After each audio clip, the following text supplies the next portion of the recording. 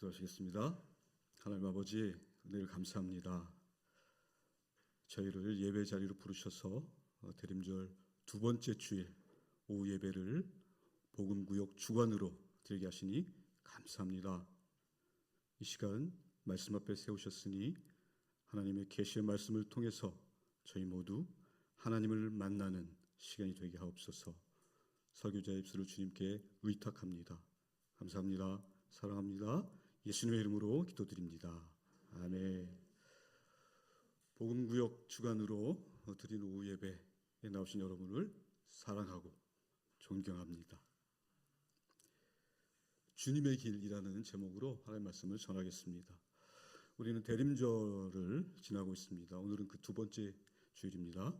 그래서 우리 윈 목사님께서 이렇게 두 번째 초 불을 밝혀주셨습니다.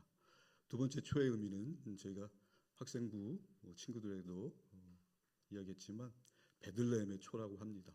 무슨 말씀이냐면 예수님께서 베들레헴 말구유 그 낮은 자리로 내려오신 것을 기념해서 베들레헴의 초라고도 불리고 있습니다. 무엇입니까? 그 말씀이 낮은 자리로 오셨기 때문에 평화로 오셨다. 예수님께서 그래서 두 번째 초의 의미는 평화를 상징합니다. 오늘 본문에 등장하는 세례 요한이 나옵니다. 세례 요한의 탄생은 예수님과 때려야 뗄 수 없는 관계입니다. 누가복음 1장 후반절에 이렇게 보면 세례 요한의 탄생 장면이 나오죠. 세례 요한의 아버지는 사가랴입니다. 당시에 제사장이었고 또 어머니는 엘리사벳이었죠. 어느 날 가브리엘 천사가 이 사가랴에게 나타납니다. 그래서 느닷없이 세례 요한의 탄생을 선포합니다. 네 아들이 태어날 것인데 그는 메시아의 길을 예비하는 큰 자가 될 것이다. 사가랴는 믿을 수가 없었죠. 두 사람 모두 임신하기에는 이미 나이가 너무 많이 들었기 때문입니다. 이 사가랴의 말을 듣고 천사 가브리엘이 화를 냅니다. 너는 믿지 못하느냐? 그래서 입을 닫아버립니다. 혀를 굳게 만들어서 사가랴가 말을 못하게 되지요. 순식간에 말을 못하게 되는 것입니다. 그리고 그의 입이 언제 열리냐면요. 이 아기의 이름을 지을 때 좀 열리는데 아기의 이름을 관습대로 아버지의 이름을 따서 지으려고 하자 엘리사벳이 나섭니다. 잠깐만. 요한이라고 합시다. 그리고 그걸 글로 쓰죠. 그때 사가랴의 혀가 딱 풀립니다. 그리고 하나님을 찬양하게 됩니다. 이 세례 요한의 탄생이 예수님과 뗄래야 뗄 수 없는 관계는 무엇 때문에 그러냐면 지금 세례 요한의 탄생을 알렸던 천사 가브리엘이 정확히 6개월 후에 갈릴리에 있는 마리아에게 찾아갑니다. 마리아에게 찾아가서 예수님의 탄생, 수태를 선포하게 되는 것입니다. 마리아가 순종함으로 받아들이고 나중에 이 두 여인은 만나게 되지요. 마리아가 엘리사벳을 찾아갑니다. 여기서 또 한 번 기이한 일이, 놀라운 일이 벌어지는데요. 엘리사벳의 뱃속에 있던 6개월밖에 안 된 세례 요한, 미래의 세례 요한이 뛰면서 놉니다. 이때 예수님은 이제 막 잉태되셨잖아요. 뱃속에서 세례 요한이 예수님을 알아보는 것입니다. 굉장하지 않습니까? 놀랍죠? 그런데 하나도 안 놀란 표정을 지시면 저는 어떡합니까? 이렇게 세례 요한은 태어나기 전부터 뚜렷한 목적을 가지고 태어난 사람입니다. 그의 삶의 목적은 예수님의 앞길을 예비하는 그런 사람입니다. 예수님보다 먼저 와서 예수님의 길을 준비하는 사람이죠. 그렇기 때문에 6개월 먼저 태어났잖아요. 앞에 와야 준비를 하지 않습니까? 제가 세례 요한을 이렇게 쭉 묵상하면서 이분은 참 겁이라는 게 없는 분 같더라고요. 두려움 자체가 없는 것 같이 느껴졌습니다. 욕도 잘하고, 독사의 자식들아. 예수님도 욕을 하셨고, 저는 하고 싶은데 할 수가 없고, 그래서 욕을 이렇게 거침없이 하시는 목사님들 뵈면 설교 시간에 부럽습니다. 그냥 부러워만 할 뿐입니다. 세례 요한의 이 야성은요, 그를 순교자의 반열에 들게 합니다. 당시 왕인 헤롯 안티파스, 여러분도 아시잖아요. 헤롯이 그 자신의 동생 빌립의 아내를 취하죠. 헤로디아. 이것이 잘못됐다. 선지자의 그 특유의 주특기 있지 않습니까? 선지자들의 주특기가 뭡니까? 외치는 거잖아요. 왕, 당신 행동은 잘못됐습니다. 아무리 왕이라도 어떻게 동생의 아내를 취한단 말이요? 맞는 말이지 않습니까? 맞기도 하고 평소에 세례 요한이 의로운 사람이라고 해서 헤롯이 생각할 때는 껄끄럽긴 한데 차마 손을 댈 수가 없었어요. 두려워했다고 마가복음 6장 20절에 되어 있습니다. 그런데 헤로디아는 그렇지 않았죠. 저 세례 요한의 존재 자체가 자신을 비난하는 거잖아요. 없애버려야 돼. 평소에 늘 세례 요한의 목숨을 노렸습니다. 그러다 드디어 기회가 왔는데요. 헤롯 왕의 생일날 생일 잔치가 거하게 벌어졌습니다. 궁궐에서 귀족들 모이고 한자리 하는 사람들 다 모여서 이제 나누면서 영을 즐겼겠죠. 그때 헤로디아의 딸이 춤을 춥니다. 일명 살로메라고 이름이 불려지기도 하는데요. 이 딸이 춤을 멋지게 잘 추었는지 아니면 사람들이 취해서 그렇게 보였는지 아무튼 분위기가 막 고조되고 헤롯도 기분이 좋아져서 오발을 하게 됩니다. 당당하게. 네 춤이 너무 아름답다. 내가 너무 기분이 좋으니 네가 원하는 것을 다 말해봐라. 내가 다 들어줄게. 나라의 절반이라도 주겠다. 선포를 해버려요. 그러니까 이 딸이 얼른 엄마에게 달려가요. 엄마, 지금 왕께서 내 소원을 들어주신다고 합니다. 무슨 소원을 아뢰일까요? 그때 헤로디아가 쾌재를 부르죠. 드디어 때가 왔구나. 세례 요한의 목을 달라고 하렴. 딸이 쪼르르 헤롯 왕에게 달려갑니다. 세례 요한의 목을 주세요. 헤롯이 뜨끔하지만 왕의 위신을 구길 수는 없잖아요. 병사들에게 명령합니다. 옥에 갇혀있는 세례 요한의 목을 가져와라. 병사들이 달려가죠. 그리고 세례 요한은 그 자리에서 참수형을 당합니다. 그리고 세례 요한의 목은 쟁반에 들려져서 오게 되고 그 쟁반은 헤로디아 앞에 가게 되는 것입니다.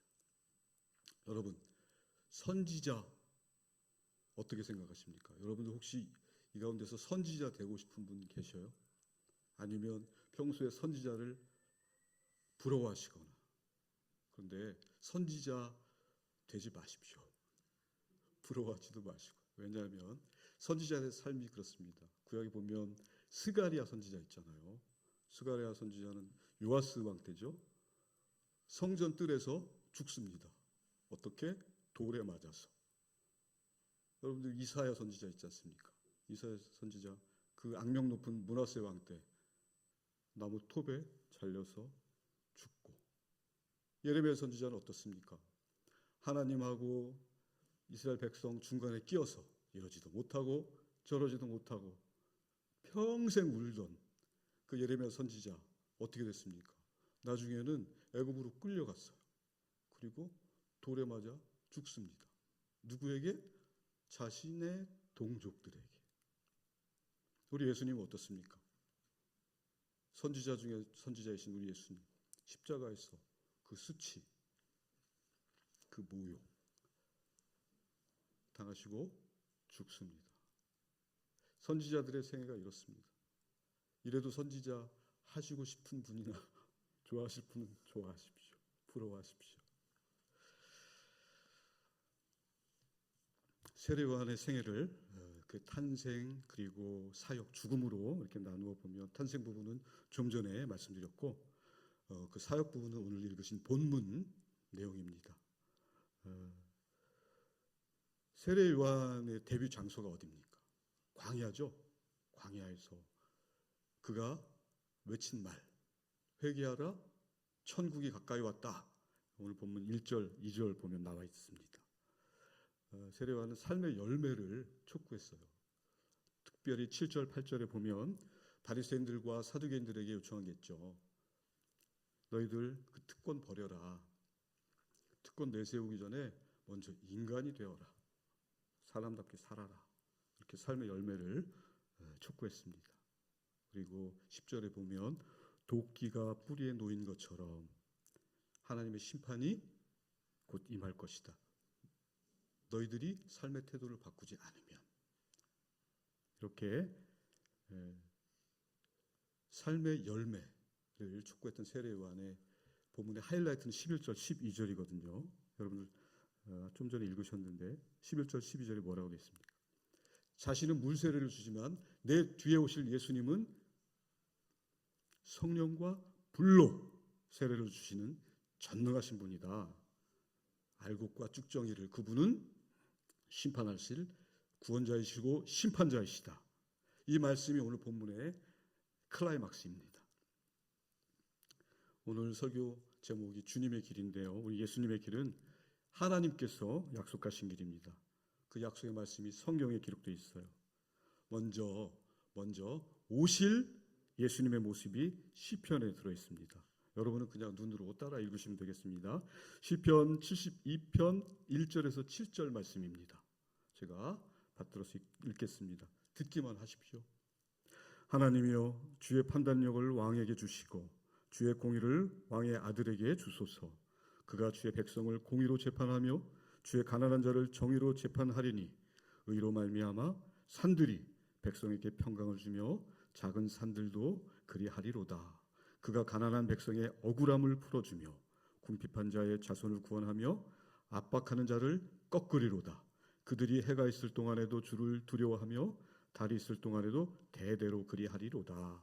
그는 벤풀 위에 내리는 비같이 땅을 적시는 소낙비같이 내리리니 그의 날에 의인이 흥왕하여 평강의 풍성함이 달이 닿을 때까지 이르리로다. 아멘. 한 군데 더 읽겠습니다. 이번에는 오신 메시아입니다. 좀 전에 읽었던 시편이 장차 오실 메시아였다면 이번에는 우리에게 오신 메시아에 대한 말씀입니다. 로마서 15장 4절에서 12절입니다. 역시 듣기만 하십시오. 제가 받들어 읽겠습니다. 무엇이든지 전에 기록된 바는 우리의 교훈을 위하여 기록된 것이니 우리로 하여금 인내로 또는 성경의 위로로 소망을 가지게 함이니라. 이제 인내와 위로의 하나님이 너희로 그리스도 예수를 본받아 서로 뜻이 같게 하여 주사 한 마음과 한 입으로 하나님 곧 우리 주 예수 그리스도의 아버지께 영광을 돌리게 하려 하노라. 그러므로 그리스도께서 우리를 받아 하나님께 영광을 돌리심과 같이 너희도 서로 받으라.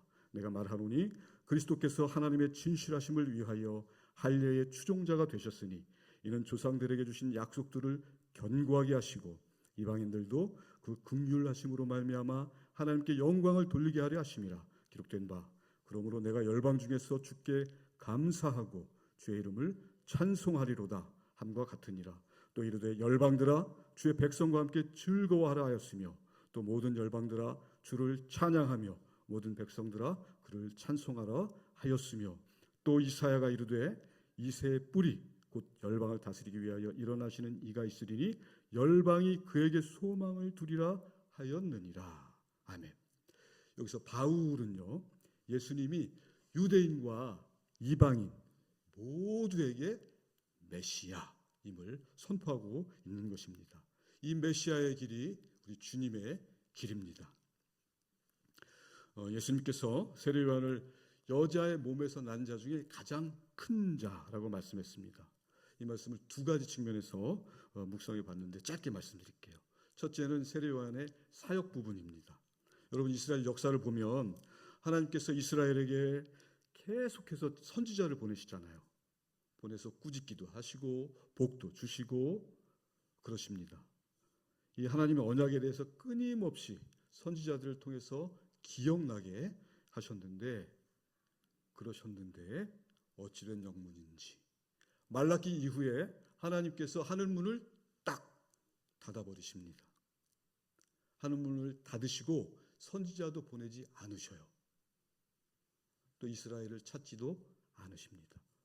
얼마 동안? 무려 400년 동안. 그 400년 지나고 드디어 선지자를 한 명 딱 보냈는데 그 선지자가 세례 요한입니다.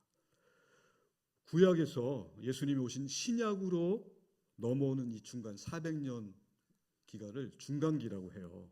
그렇기 때문에 세례 요한이 나타나서 한 사역은 구약과 신약을 잇는 다리 역할을 한다고 볼 수 있습니다. 그래서 세례 요한의 사역은 이런 의미가 있고요. 두 번째로 그가 주목받는 것은 그의 생애가 무엇보다 주님의 길을 예비하고 있다는 것입니다. 이것이야말로 세례 요한의 진면목입니다. 대표적인 예로 예수님께서 세례를 받으시잖아요. 누구에게? 세례 요한에게. 어쩌면 세례 요한은 이 일을 위해서 보내주신 하나님의 선지자인 것입니다. 이것이 세례 요한의 가장 큰 삶의 목적인 것입니다. 세례 요한의 삶은 철저하게 예수님, 주님의 길을 예비하게 하는 그 목적에 있는 것입니다.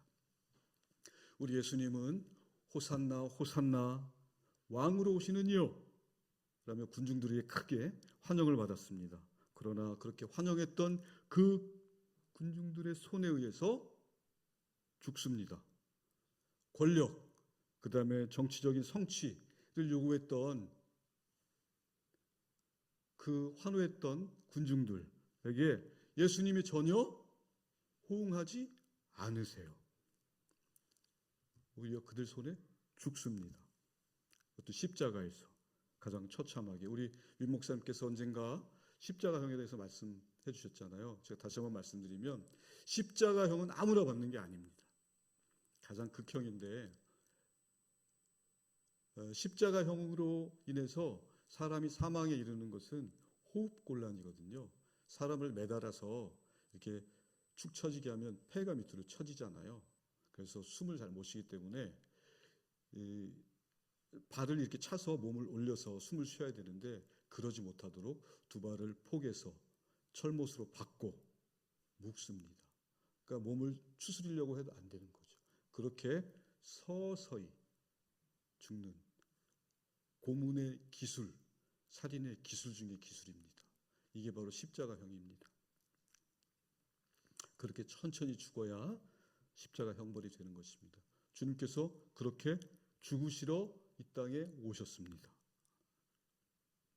우리 주님 보복하지 않으세요. 저 같으면 그냥 구름 쫙 가르고 로마를 향해서 그냥 바람 한번 훅 불면 로마가 확 날아갈 텐데 우리 하나님 그러시지 않으셨잖아요. 그냥 죽으셔요. 창조주시잖아요. 예수님은 그 창조주가 자신의 피조물에 의해서 그냥 맥없이 죽습니다.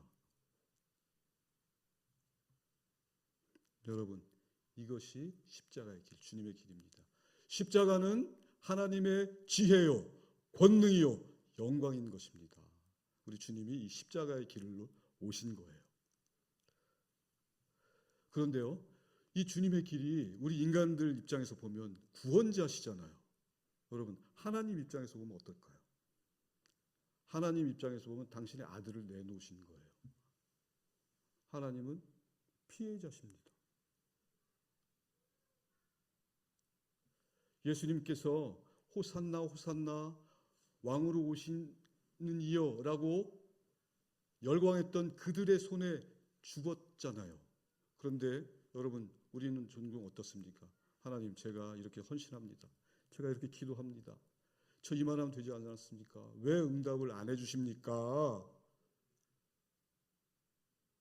가끔 우리는 하나님에게 종종 2차 가해를 하는 경우도 있습니다. 아들을 내주신 하나님 심정을 생각해보고 또 그 아버지의 뜻대로 기꺼이 죽으신 예수님의 순종을 생각해 보셨으면 좋겠습니다. 그러기 위해서 성경을 마지막으로 한 번 더 찾아가 보겠습니다. 히브리서 5장 8절에서 9절입니다. 이 말씀은 찾으셔야 됩니다. 히브리서 5장 8절과 9절을 찾아서 저와 여러분이 함께 읽으셨으면 좋겠습니다. 히브리서 5장 8절 9절입니다. 읽도록 하겠습니다. 그가 아들이시면서도 받으신 고난으로 순종함을 배워서 온전하게 되셨은즉 자기에게 순종하는 모든 자에게 영원한 구원의 근원이 되시고. 아멘. 여러분, 예수님에게 부족한 게 있습니까? 아니요, 없습니다. 모자람이 있습니까? 아니요, 없습니다. 예수님이 배우실 게 있습니까? 아니요, 없습니다. 왜요? 예수님이 하나님이시잖아요. 그런데 성경은 분명히 지금 말씀합니다. 하나님이신 예수님께서 배웠답니다. 뭐를요? 순종을요. 어떻게? 고난으로. 인생은 나그네 길이라고 우리 윈 목사님 말씀하셨는데 또 고난의 길이기도 합니다. 여러분의 고단한 삶이 그걸 증명하고 있지 않습니까?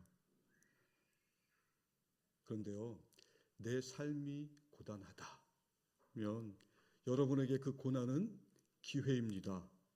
오늘 예수님처럼 배울 수 있는 길이에요. 온전할 수 있는 기회인 것입니다. 여러분, 순종을 배우십시오. 여러분이 겪는 그 고난으로 순종을 기꺼이 배우셨으면 좋겠어요. 말씀을 정리하겠습니다. 여러분, 오늘 많이 놀라시기 바랍니다. 하나님께서 순종하여 죽으셨다. 이 사실에 많이 놀라시기 바랍니다.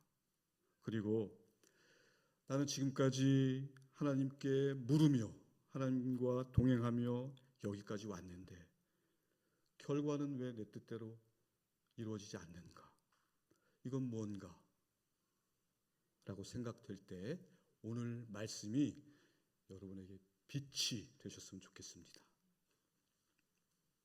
일어나라, 더 가자 하시는 주님의 손을 꼭 붙잡으시기 바랍니다. 주님이 가신 그 길, 순종의 길을 갈 때 차마 구할 수 없는 것까지도 하나님께서 주실 것입니다. 아멘. 기도하겠습니다. 하나님 아버지, 두렵고 기이하고 놀라운 하나님 말씀을 전했습니다. 말씀 붙잡고 한 주도 승리하는 사랑하는 우리 신길동 교회 모든 성도님들 되게 하옵소서. 감사합니다. 사랑합니다. 예수님의 이름으로 기도드립니다. 아멘.